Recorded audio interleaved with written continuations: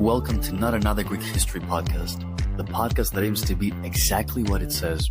I'm your host, Onofrios Dovlepis, and together we'll discover the not-so-frequently told stories of Greece's history that will change the way you view things forever. Hello everyone. Welcome back to Not Another Greek History Podcast. To be honest, over the past few episodes, I have been thinking that I'm probably doing a lot of unpleasant episodes. Not because I mean to, but because, as I actually say in the podcast also, I want to raise awareness regarding the history of Greece and to talk to you about the things that normally you wouldn't hear about during any tour when you visit Greece. So I told myself that I want to start doing something more pleasant, or at least not as heart-wrenching, let's say, talking about forced circumcisions. Someone actually told me that. Is there going to be more forced circumcisions in the next episode? Not in this one. It wasn't the one about the pogrom in Constantinople in 1955. Anyway, so I'm going to be doing something very different. On this episode, I'm going to be reading to you some reviews that people have written on TripAdvisor, because sometimes in the past I used to go on TripAdvisor and read what people write about some of the sites. Some was really funny, some was outrageous, some were quite interesting. Anyway, so we're going to be doing that to see, are people really making stuff up? Are people maybe exaggerating? I promise I will try to be cool about this, because some comments are really annoying for me. Anyway, okay? Because we're talking about a place that I visit almost every day, and that I've been to God knows how many times. The only time I ever counted, by the way, was only 2 months. Maybe was it 2019? The only time that I ever counted. In 2 months, I had been to the Acropolis 100 times. So the Acropolis is the main archaeological site in Athens, which includes several buildings. One of them, the most famous one, being a building that we call Parthenon, the Parthenon, as you say in English. So keep in mind, you cannot not see the Parthenon if you go to the Acropolis. There's no such thing, because a lot of people ask me that sometimes, and they tell me, we want to see the Acropolis, or we're going to see the Parthenon. Yes, there's no way to not see the Parthenon. It's on the Acropolis. So let's begin.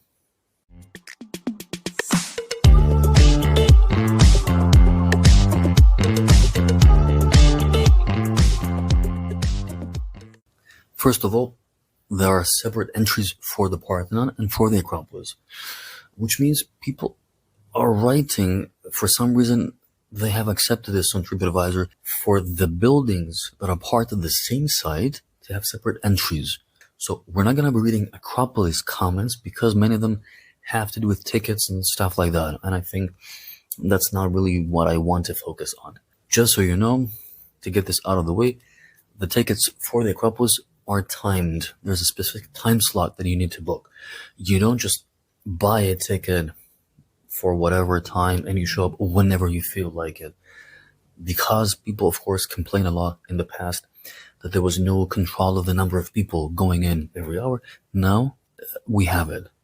So the Parthenon has, at the moment anyway, now it's September 16th of 2024. It has 1,589 reviews. Out of those, only 61 are the terrible 1-star reviews. So we're going to be reading only some of those. Okay, first comment. I love it. No air condition. There was no air condition or shade. It's very hot, and they should have English guides for the people who speak English, and English signs and facts. In the beginning, when I first read this, I was like, this has got to be maybe for a different place. It's not really about the Parthenon. Then I realized that it is about the Parthenon, because it also says no shade. It is true. There's hardly any shade. I give this person that. And it definitely doesn't have air condition. I would love for the Acropolis to be covered with something and to have shade and air condition. By the way, just so you know, one person in the past has asked me if in antiquity the Acropolis was under a glass dome, which it wasn't. Another one. Not worth time. Best from distance. Ruins of stone. Yes, it's ruins of stones. In best days, the place was amazing, but now it is an overrated attraction. An overrated attraction. The very monument, the building, which is considered to be the perfect building from antiquity, which defined architecture for the next 2,500 years almost, okay? And which another civilization that was quite influential towards the end of antiquity, the Romans, copied completely. And we see buildings like the Parthenon all over the Western world, all around Europe, the United States, and Australia. So I think that maybe it's not an overrated attraction. Maybe, just maybe. Okay, I'm just saying. I love the next one. Save your money. I recommend keeping your money buying a massage and watching a YouTube video about the Parthenon. Unless you have a deep love of history, there is no point in coming. You are packed in with thousands of tourists in the heat of the sun. This is written, by the way, in September of 2019. September is warm, but it's not that hot, but okay. You wait in line all day. It's a bit much to look at a hunk of old rock. It's true, it's old rocks. Yes. I can verify that. 2,500 years old, at least, some of them. The government should only allow so many people to enter per hour. That's exactly what I told you earlier. Back then, there was not a limit. Now there is. Unfortunately, it is worse than Disneyland. Oh, look, I've never been, so I don't know. It is filled with senior citizens. Part of that is true, yes, who are falling down the slippery marble floor.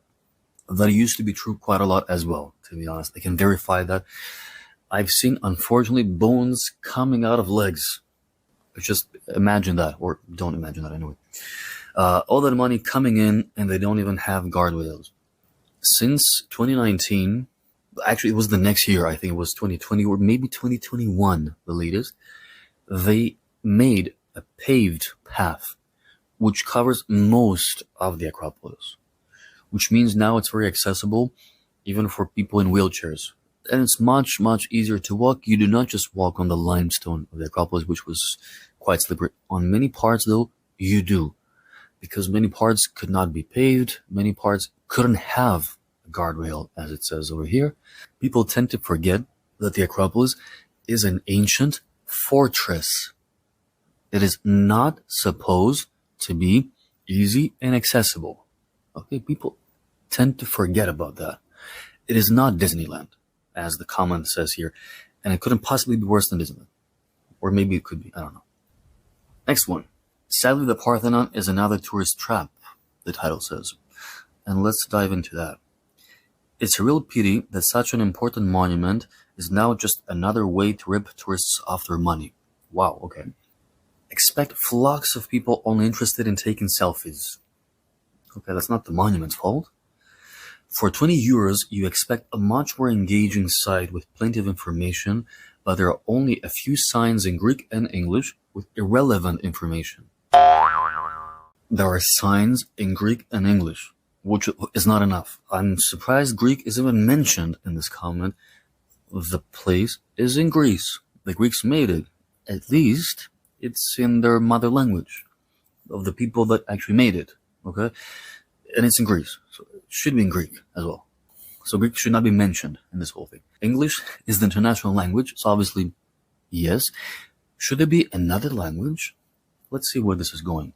I visited with my Spanish-speaking family, and I had to translate every sign. Given that flocks of Spanish-speaking people visit, the signs should at least be also in Spanish. And I'm sure that many other people have the same view.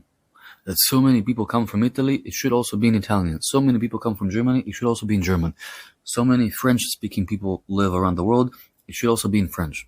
That's not the way it goes.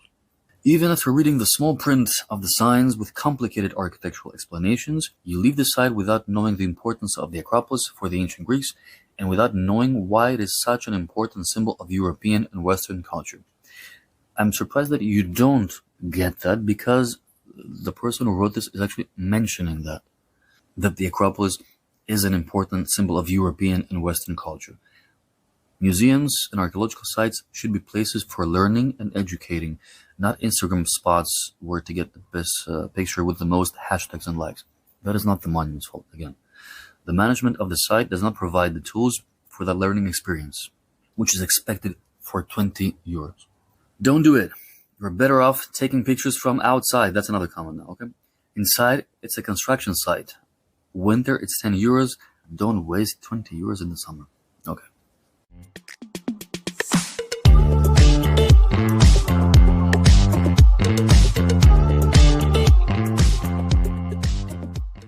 Shameful, rude, incompetent staff who puts the tourists at danger. A visit to the Parthenon should simply be on your bucket list. Let me be very clear. The archaeological site, the artifacts, and the views are amazing. Okay, finally. But they are not worth the harassment, stress, insults, and dangerous situations you'll experience if you go there, more particularly if you plan to watch the sunset. Guess what? I do not spend my euros in places where I do not feel welcome. So long, Athens, leaving tomorrow to never return. I think people sometimes exaggerate. Next one. Outstanding site. Shame about the staff. The site itself is a must-see and the views are amazing. Be prepared for the trek around the Acropolis and bring plenty of water, as it is very expensive to buy on the site, 3 euros.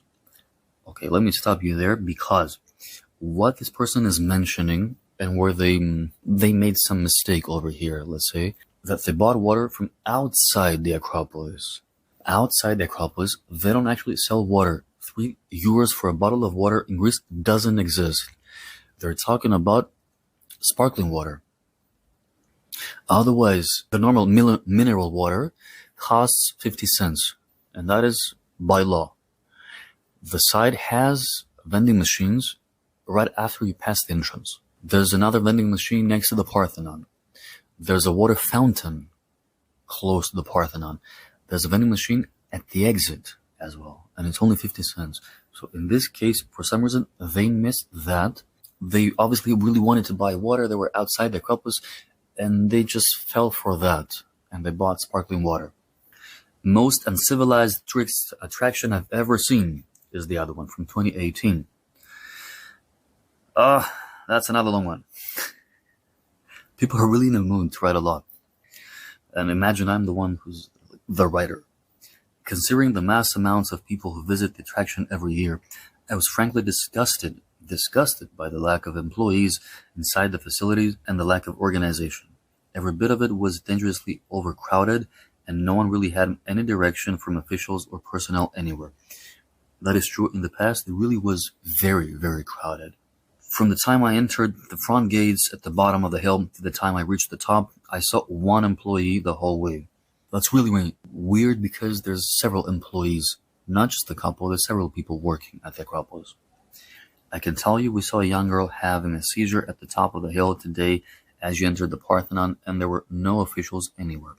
The Acropolis, by the way, has medical staff always present on the top of the Acropolis next to the Parthenon.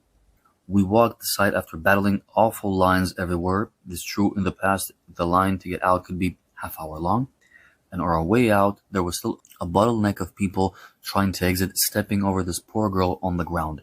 It is a dangerous place for anyone who is overweight or older in age, because with the heat and exhaustion and exercise climbing the steps and lack of officials, paramedics, EMS, police, it's a bad place, not to mention the slippery marble steps everywhere.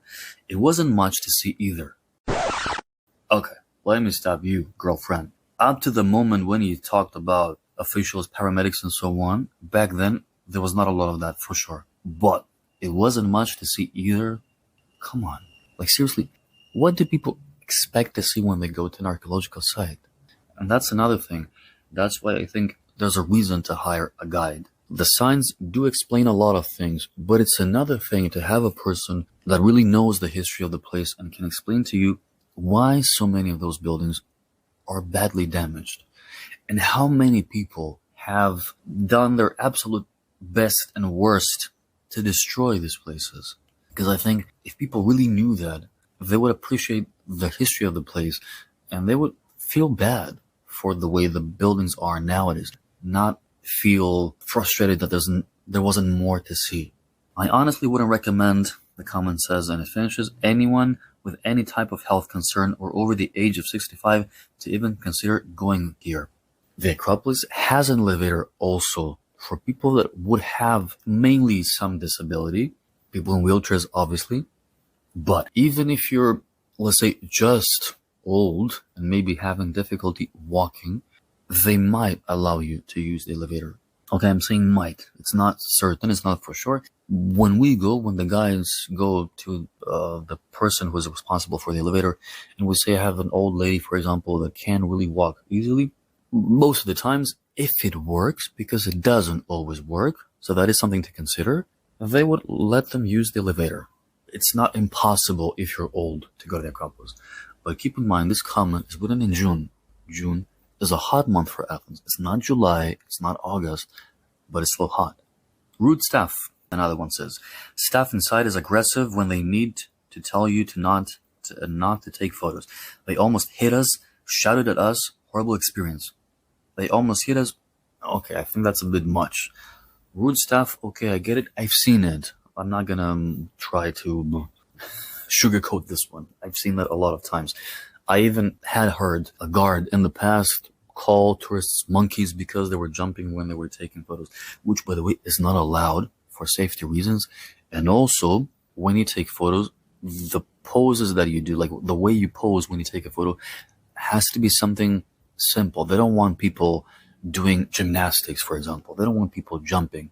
And also, they don't want you taking photos with anything which is considered to be advertisement, or people with banners, people with flags, people with stuffed animals and all that stuff, or whatever you call those things. Another favorite is coming up, empty place. When I planned my trip there, I was expecting to stand in a huge temple and be able to feel the ancient spirits roaming in a magical place, the way I felt when I stood in the glorious temple of Baalbek in Lebanon. It's a person writing this from Lebanon. As you saw, by the way, I didn't mention for any of the comments where the person was from, because I don't want to make it about the country. But to be honest, sometimes certain nationalities have issues, to say nicely. I'll leave it to that. So this person is saying it wasn't as the glorious temple of Baalbek in Lebanon. Well, that was not the case. The only thing I felt was emptiness. It is just a bunch of big columns that lack artistic taste. That would have been like, if I heard that at the Acropolis, it would have been one of those moments like where my friends should be there looking at me and enjoying the look on my face, and me struggling to keep my, to remain calm and all that, and to answer it in a polite manner. Where do I begin with this one? The temple in Baalbek in Lebanon was built by the Romans, which means at best it was half a millennium later. That's one thing. And also didn't go through any of these things that the Parthenon has gone through again, I'm going to say, okay? The Acropolis, keep in mind, is one of the most attacked places in the world, unfortunately. Just a bunch of big columns that lack artistic taste. Wow, that's it's a heavy one here. Artistic taste, lack artistic taste. The people who came up with the Corinthian columns, the very ornate columns that have a plant on the top that you would see on the temple of Bacchus or Jupiter, which is in Lebanon. So what this person is referring to, it's the same person, the same people who came up with the columns that we see on the Parthenon. As you see, I'm losing it. The Parthenon has Doric columns, which means the simplest kind of column that people came up with in ancient Greece. There's no decoration on the top. And there's a reason for this. The Greeks were not, let's oversimplify, they were not the ostentatious people that the Romans would have been. The Romans overused the Corinthian columns, which were the most ornate columns out of the three that the Greeks came up with. It was Doric, Ionic, and Corinthian. So the Parthenon was meant to give you a strong impression and an impression of simplicity through the columns. There would have also been a lot of decoration around on the temple. The statues would have been painted as well. My guess is what those people had in mind back then when they made those columns that lack artistic taste is that they wanted to just give an impression of simplicity and strength and power with that building, because you actually get that the moment you see the building, it kind of strikes you. I think. I might be wrong. The lack of artistic taste, for me, is one of the funniest things anyone could ever say, because we're talking about the very people who came up with all of those columns, who made the perfect statues that we see in several museums, unfortunately, around the world, which were pillaged by so many different countries, and which influenced art and still influence art to this day. The Renaissance even happened because of those statues, and that were made by the people who lacked the artistic taste.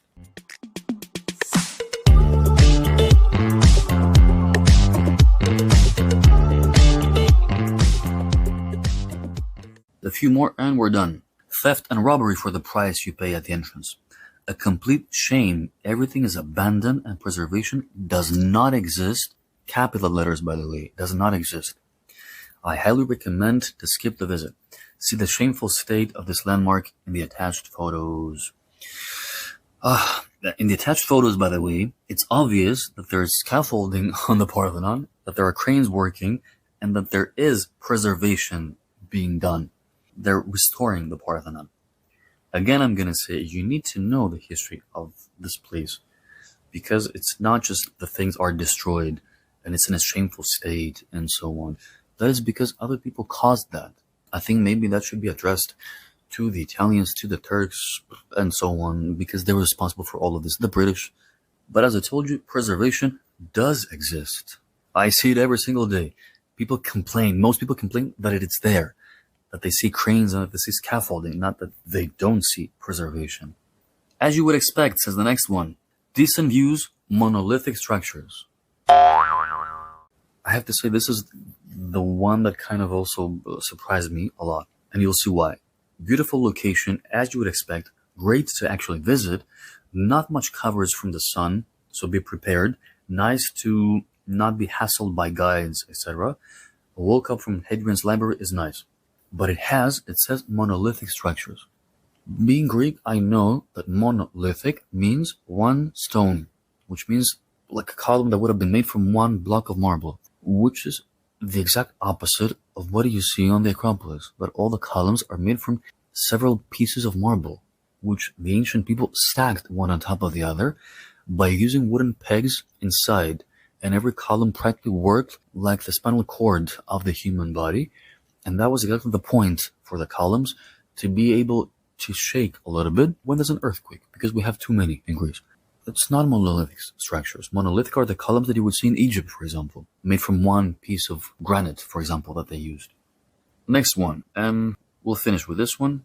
I went to see something iconic. I was so disappointed. Overrated. I've paid 20 euros to visit a construction site. Nothing interesting there. All the place is like a construction site with big cranes and machines. Okay. I love it. This one, by the way, I have to say that maybe might make more sense. It's from Abu Dhabi. I'm not sure what they expected to see. It's nothing like Disneyland. It's not Las Vegas. I can tell you that. People, the archaeologists, when they restore the buildings, when they try to stabilize the buildings as well, and they don't rebuild, they try not to add too much. So it's always been a construction site, for sure, I can tell you that. The restoration has been going on for the past 50 years, at least, non-stop. And they had done previous ones already since the 1800s.